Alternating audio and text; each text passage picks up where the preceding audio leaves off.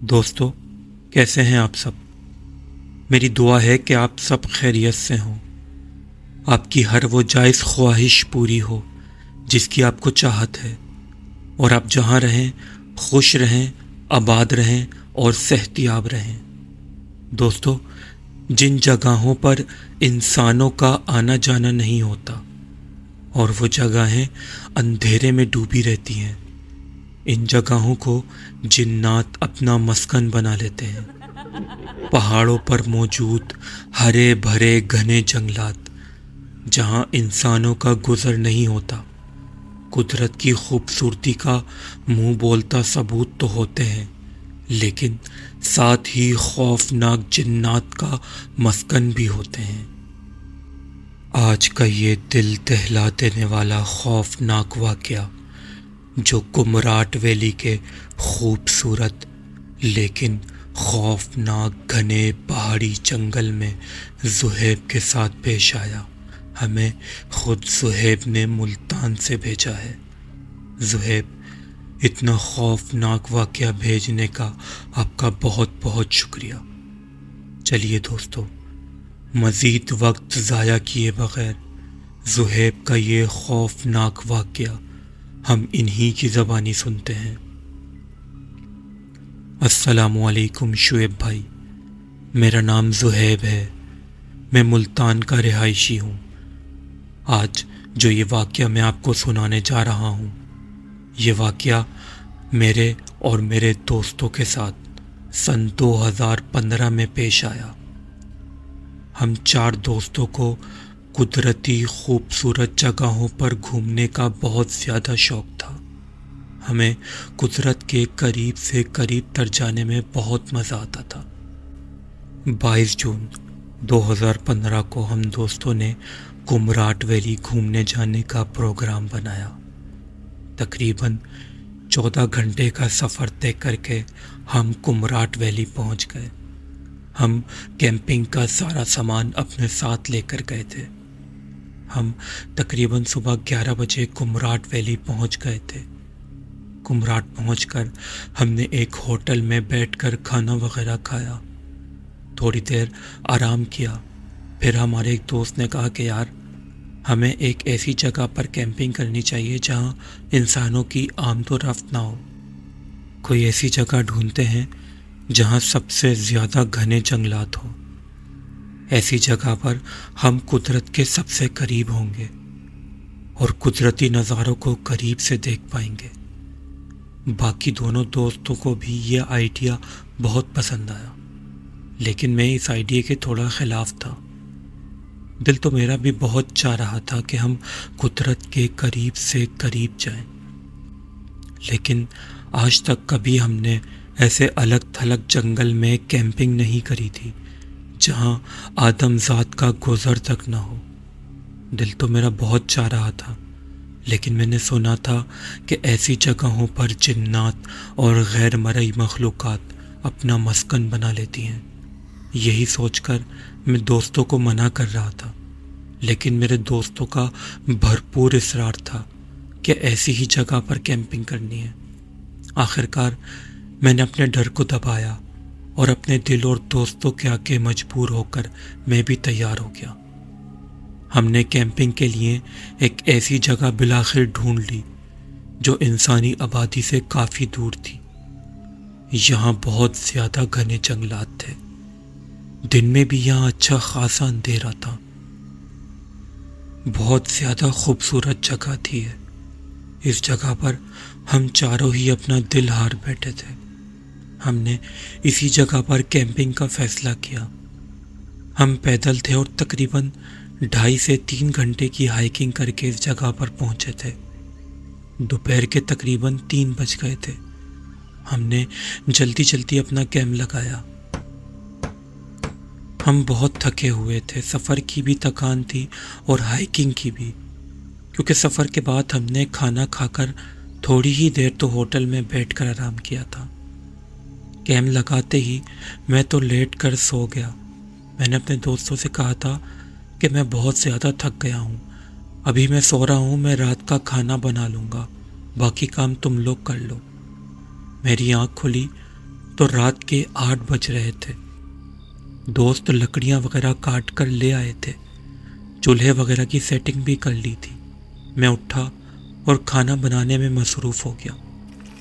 میرے تینوں دوست کیمپ میں بیٹھے ہوئے تھے۔ چولہے کی سیٹنگ ہم نے کیمپ سے باہر کی تھی۔ میں اکیلا کھڑا ہوا کھانا بنا رہا تھا۔ مجھے بہت تیز یورین پاس کرنے کی حاجت محسوس ہوئی۔ ہم اپنے ساتھ ایک پورٹیبل واش روم لے کر آتے تھے جو ہم نے کیمپ کے باہر ہی سیٹ کیا ہوا تھا۔ جب میں واش روم گیا تو وہ میرا دوست یوز کر رہا تھا۔ مجھے بہت زیادہ تیز یورین پاس کرنے کی حاجت محسوس ہو رہی تھی۔ جب میری برداشت سے باہر ہوا تو میں نے پانی لیا اور ایک درخت کے نیچے بیٹھ کر یورین پاس کر لیا اور ہاتھ وغیرہ دھو کر دوبارہ کھانے میں مصروف ہو گیا۔ لیکن اب مجھے ایسا محسوس ہونے لگا کہ جیسے ہم چاروں کے علاوہ بھی یہاں کوئی اور موجود ہے۔ مجھے اپنے چاروں طرف سے عجیب سرسراہٹ کی آوازیں آنے لگیں۔ ایسا محسوس ہو رہا تھا جیسے کوئی چیز یہاں حرکت کر رہی ہے، لیکن نظر کچھ نہیں آ رہا تھا کیونکہ اندھیرا بہت زیادہ تھا، کیونکہ یہ جنگل بہت زیادہ گھنا تھا۔ یہاں تو دن میں بھی اچھا خاصا اندھیرا تھا۔ نہ جانے کیوں مجھے بہت زیادہ خوف محسوس ہو رہا تھا۔ خوف اور ڈر مجھے آج سے پہلے اس طریقے سے کبھی محسوس نہیں ہوا تھا۔ میں نے اپنے دوستوں کو آواز دے کر بلایا کہ باہر آؤ، یہاں کوئی اور بھی ہے ہمارے علاوہ۔ وہ لائٹ وغیرہ لے کر باہر آئے، چاروں طرف لائٹ مار کر دیکھا لیکن یہاں کوئی اور دوسرا نظر نہیں آ رہا تھا۔ میں نے کہا تم لوگ اندر نہیں جاؤ، مجھے بہت ڈر لگ رہا ہے۔ جب تک میں کھانا بنا رہا ہوں تم لوگ یہیں باہر بیٹھو۔ دوستوں نے کہا کہ یار کیا ہو گیا، آج تک تمہیں کبھی اس طرح سے ڈرتے ہوئے نہیں دیکھا۔ میں نے ان سے کہا کہ پتہ نہیں یار، آج مجھے کچھ عجیب سا خوف محسوس ہو رہا ہے۔ بس جب تک میں کھانا بناتا رہا دوست باہر ہی بیٹھے رہے۔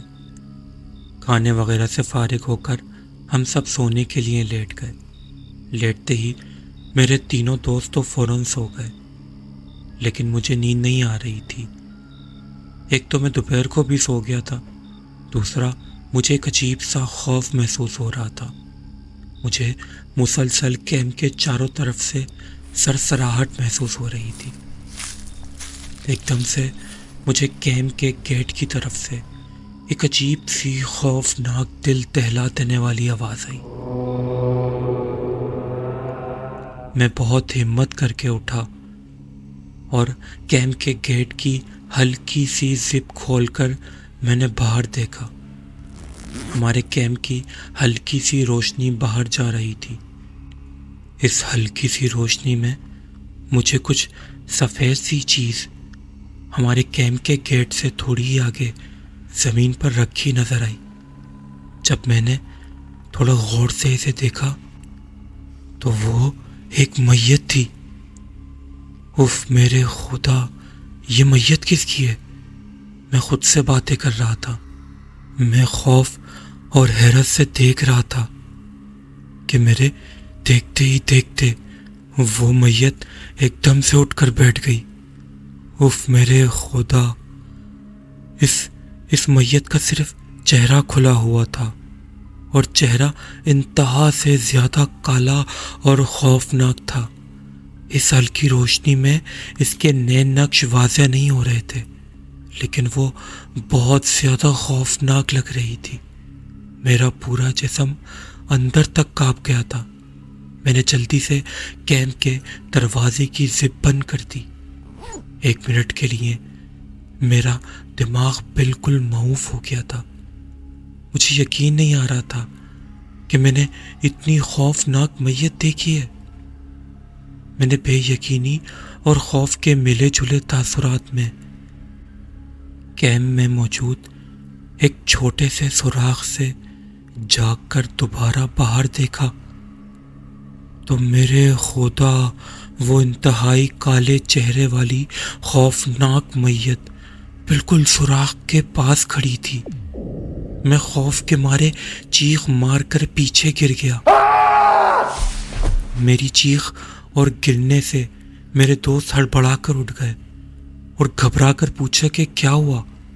میں نے خوف کی شدت سے ٹوٹے ٹوٹے الفاظ میں کہا وہ میت وہ۔ میرے دوست نے اٹھ کر کیمپ کا دروازہ کھولا لیکن باہر کوئی نہیں تھا، لیکن میں نے تو اپنی آنکھوں سے اس میت کو دیکھا تھا۔ میرا ڈر اور خوف کی وجہ سے برا حال تھا۔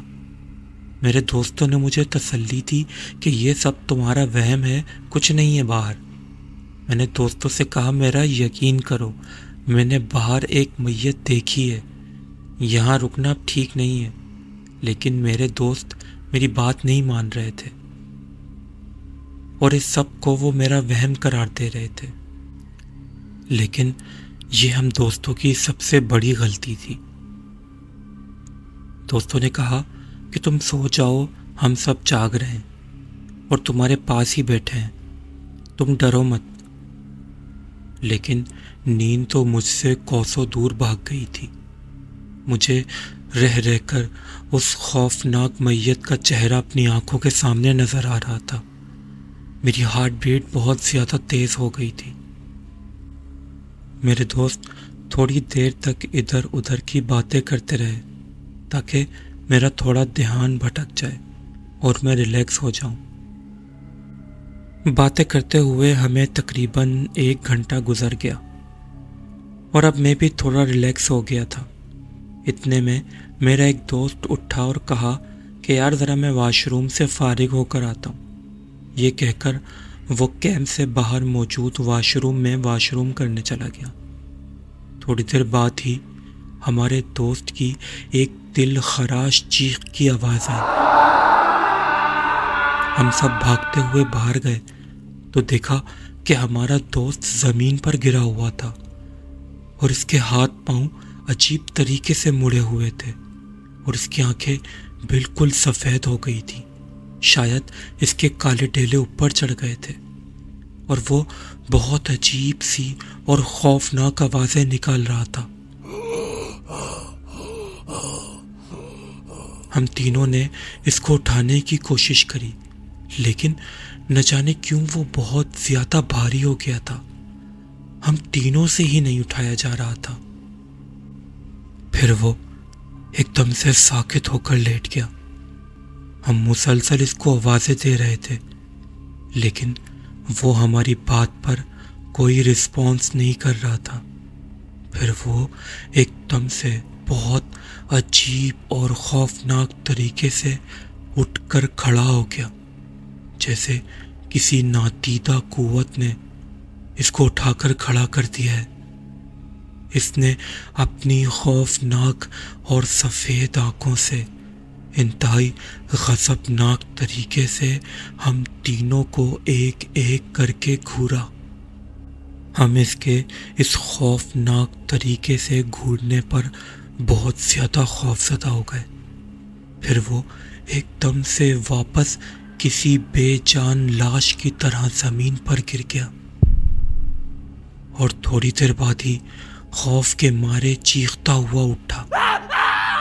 ہمیں دیکھ کر ہم سے لپٹ گیا اور زاروں قطار رو رو کر خوف سے کانپتے ہوئے کہنے لگا، اس نے یہاں بہت خوفناک مخلوق دیکھی ہے۔